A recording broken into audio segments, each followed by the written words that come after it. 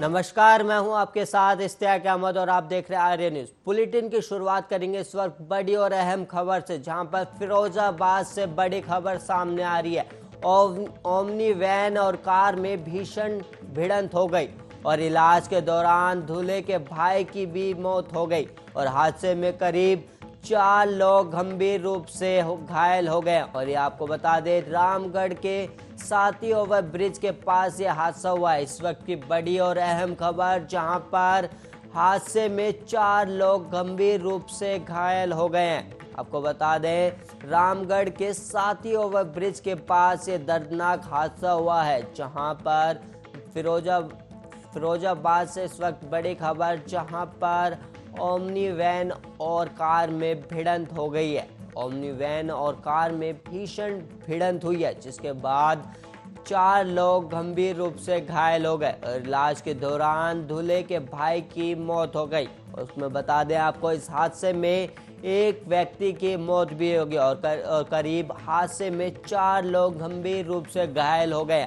और घायलों को अस्पताल में भर्ती कराया गया। और आपको बता दें, रामगढ़ के साती ओवर ब्रिज का ये मामला है, जहां पर ओमनी वैन और कार में भीषण भिड़ंत हुई है और भिड़ंत में करीब 1 लोग की मौत हुई और वहीं 4 लोग गंभीर रूप से घायल हो गए। आपको बता दें, इस वक्त अहम और बड़ी खबर, जहां पर ओमनी वैन और कार में भीषण टक्कर हो गई और इलाज के दौरान एक व्यक्ति की मौत की भी खबर सामने आ रही है, जहां पर और इसके अलावा हादसे में 4 लोग गंभीर भी हुए हैं, गंभीर रूप से घायल हो गए, जिसके बाद गंभीर घायल लोगों को अस्पताल में भर्ती कराया गया। इस वक्त फिरोजाबाद से बड़ी खबर, जहां पर ओमनी वैन और कार में भीषण टक्कर हो गई, जिसके बाद एक व्यक्ति की मौत और 4 लोग गंभीर रूप से घायल हो गए। आपको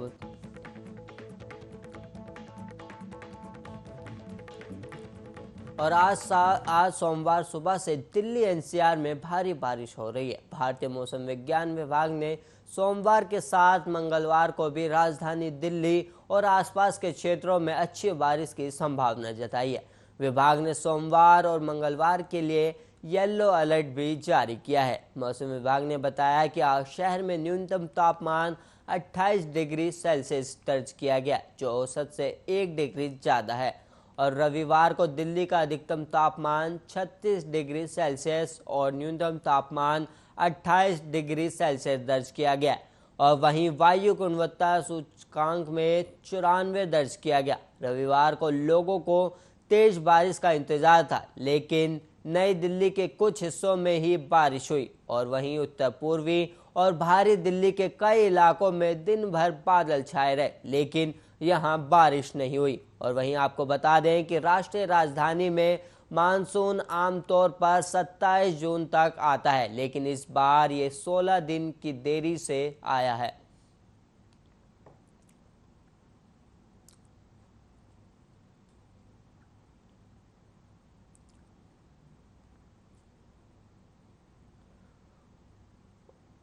और वहीं कौशाम्बी से इस वक्त भी बड़ी खबर निकलकर सामने आ रही है, जहां पर दबंगों ने युवक को डंडों से जमकर पीटा है और खेत में भैंस जाने से युवक की हुई पिटाई।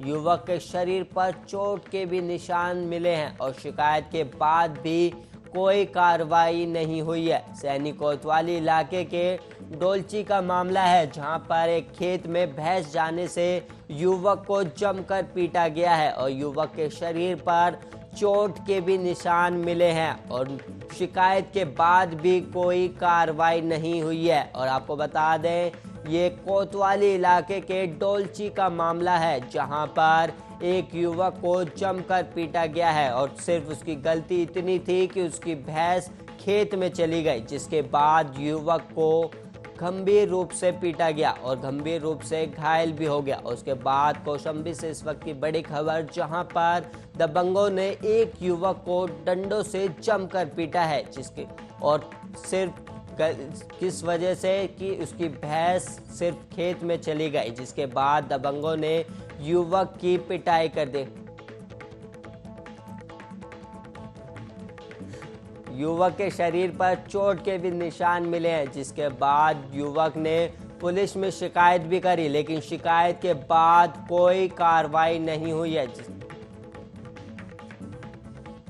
देश में कई दिनों बाद कोरोना वायरस के नए मामले 40,000 से कम दर्ज किए गए हैं। पिछले 24 घंटे में कोरोना के 38,164 नए मामले सामने आए।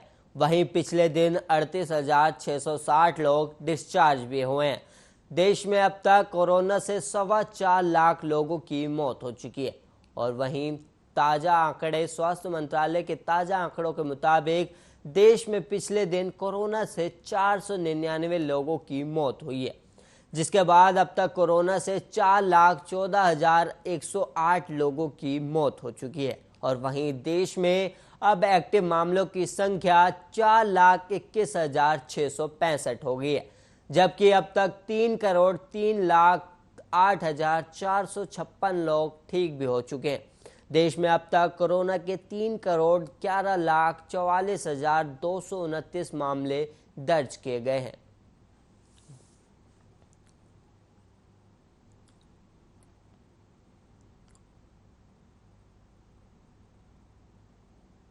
और वहीं इस वक्त एक और बड़ी खबर निकलकर सामने आ रही है, जहां पर कोरोना की तीसरी लहर से विभाग अलर्ट पर है। 40 बच्चों को एक साथ भरने की तैयारी में, जिला अस्पताल में भर्ती करने की तैयारी। 40 बेड और 10 वेंटिलेटर तैयार किए गए हैं। कोरोना की तीसरी लहर को देखते हुए 20 बेड आइसोलेशन के लिए तैयार किए गए हैं और वहीं 10 ऑक्सीजन युक्त बेड भी तैयार किए गए हैं। इस वक्त बड़ी और अहम खबर, जहां पर कोरोना की तीसरी लहर को देखते हुए 20 बेड आइसोलेशन के लिए तैयार किए गए और पूरी तैयारियां कर ली गई हैं, जिसके बाद 10 ऑक्सीजन युक्त बेड तैयार किए गए हैं। आपको बता दें, जहां पर कोरोना की तीसरी लहर को देखते हुए विभाग अलर्ट मोड पर है, जहां पर उसने अस्पतालों में तैयारियां पूरी कर ली है और 40 बच्चों को एक साथ भर्ती करने की भी तैयारी की गई है। आपको बता दें, इस वक्त बड़ी और अहम खबर, जहां पर जिला अस्पताल में भर्ती करने की तैयारियां शुरू हो गई हैं और 40 बेड और 10 वेंटिलेटर तैयार किए गए हैं। कोरोना की तीसरी लहर को देखते हुए जिला अस्पताल अलर्ट मोड पर है, जिसके बाद 20 बेड आइसोलेशन के लिए तैयार किए गए हैं और एक साथ 40 बच्चों को एडमिट करने की भी तैयारी की गई है। और जहां पर कोरोना की तीसरी लहर को लेकर विभाग अलर्ट मोड पर है, जिसके बाद 40 बच्चों को एक साथ भर्ती करने की तैयारी है, जहां पर किसी भी तरह की कमी ना आ पाए, जिसको लेकर जिला अस्पताल में भर्ती करने की तैयारी शुरू हो गई है और 40 बेड और 10 वेंटिलेटर तैयार किए गए हैं, ताकि किसी को बेड और वेंटिलेटर की कमी ना हो। और उसके अलावा आपको बता दें, 20 बेड आइसोलेशन के लिए भी तैयार किए गए हैं और वहीं 10 ऑक्सीजन युक्त बेड भी तैयार किए गए हैं। कोरोना की तीसरी लहर को देखते हुए जिला अस्पताल अलर्ट मोड पर है।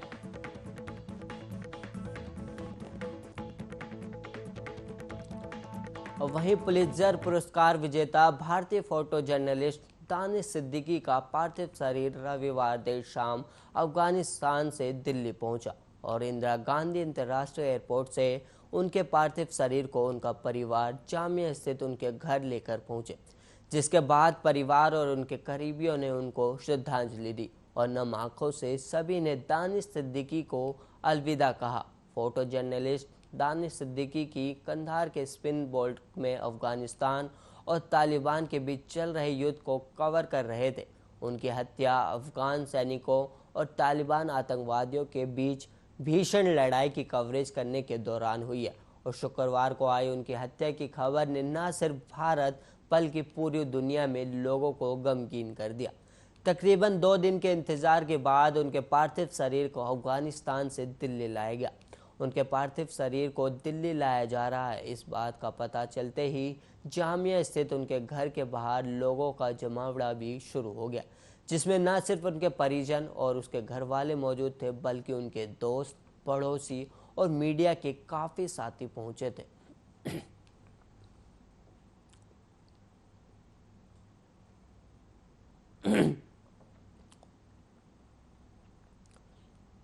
और वहीं संभल से इस वक्त बड़ी खबर निकलकर सामने आ रही है, जहां पर तेज बरसात से धराशायी हुआ कच्चा मकान और मलबे में दबकर एक मासूम की मौत हो चुकी है और महिला और 3 अन्य बच्चे गंभीर रूप से घायल हो गए। ग्रामीणों ने रेस्क्यू कर सभी को बाहर निकाला है और घायल महिला और बच्चों को अस्पताल में भर्ती कराया गया। आपको बता दें, असमौली थाना क्षेत्र के ग्राम ओबली का मामला है, जहां पर तेज बरसात से एक मकान धराशायी हो गया है और उसमें एक बच्चे की मौत की भी खबर निकलकर सामने आ रही है और जहां पर अन्य महिला और अन्य 3 बच्चों के घायल होने की भी खबर सामने आ रही है। जहां पर, और ये खबर आपको बता दें, असमौली थाना क्षेत्र के ग्राम ओबरी का ये मामला है, जहां पर संभल से बड़ी खबर निकल कर आ रही है, जहां पर एक घर तेज बरसात से एक मकान धराशायी हो गया है।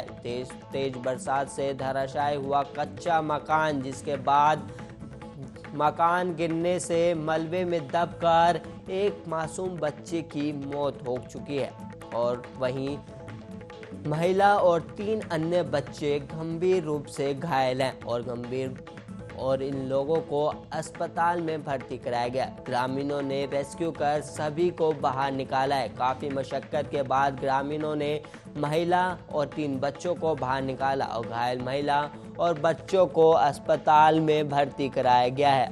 और आपको बता दें, असमौली थाना क्षेत्र के ग्राम ओबरी का ये मामला है, जहां पर तेज बरसात के कारण एक कच्चा मकान गिरने से एक बच्चे की मौत हो चुकी है। लंबे इंतजार के बाद कांग्रेस आलाकमान ने आखिरकार नवजोत सिंह सिद्धू को पंजाब कांग्रेस का नया अध्यक्ष बनाने का ऐलान कर दिया है। उनके साथ 4 कार्यकारी अध्यक्ष भी बनाए गए हैं, जिसमें भौगोलिक और सामाजिक समीकरणों का ख्याल रखा गया है। बीते 2 दिनों में करीब 50 विधायकों से मिल चुके सिद्धू ने अपने नाम के ऐलान के बाद गुरुद्वारे और मंदिर जाकर मत्था टेका। सिद्धू के लिए ये जिम्मेदारी कांटों भरा ताज है, क्योंकि उनकी नियुक्ति से मुख्यमंत्री कैप्टन अमरिंदर सिंह समेत पंजाब कांग्रेस के कई वरिष्ठ नेता नाखुश हैं और सिद्धू को 6 महीने बाद होने वाले चुनाव की तैयारी तो करनी ही है, साथ ही कैप्टन खेमे को भी साधना है। इस नए प्रदेश अध्यक्ष नवजोत सिंह सिद्धू जट सिख हैं और उनकी पहचान पूरे पंजाब में है। वे पटियाला से हैं और अमृतसर से चुनाव जीतते रहे हैं। क्रिकेट, टीवी और राजनीति के अब तक करियर में सिद्धू अपने तेवर, अंदाजे बयान और भाषणों की वजह से खासी लोकप्रिय हैं। पंजाब में उनकी छवि एक ईमानदार और बादल परिवार के खिलाफ लड़ाई लड़ने वाले एक जुझारू नेता की है और गांधी परिवार, खास तौर पर प्रियंका गांधी का भरोसा उन्हें हासिल है। यही वजह है कि कांग्रेस में आए महज 4.5 साल होने और कैप्टन अमरिंदर सिंह की नाराजगी के बावजूद सिद्धू को प्रदेश अध्यक्ष बनाया गया है। सिद्धू के साथ लोकप्रियता तो है, लेकिन टीम नहीं है। उनकी राह चुनौतियों से भरी है।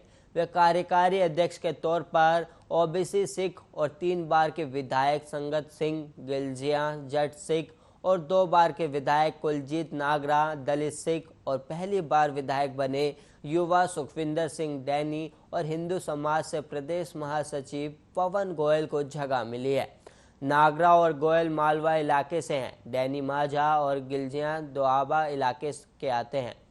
जानकारों के मुताबिक चारों कार्यकारी अध्यक्ष राहुल गांधी की पसंद है। किसी को भी कैप्टन या सिद्धू का नजदीकी नहीं कहा जा सकता।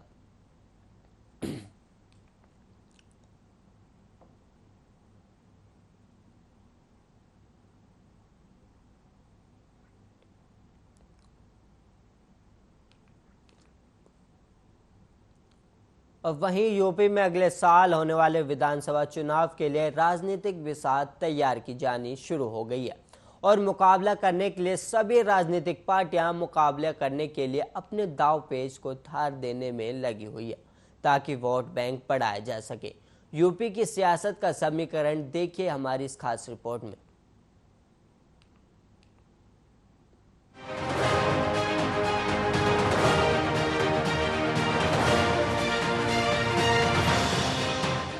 निगाहें कहीं पे निशाना। ये गाने के बोल यूपी की सियासत पर सटीक बैठते हैं, क्योंकि उत्तर प्रदेश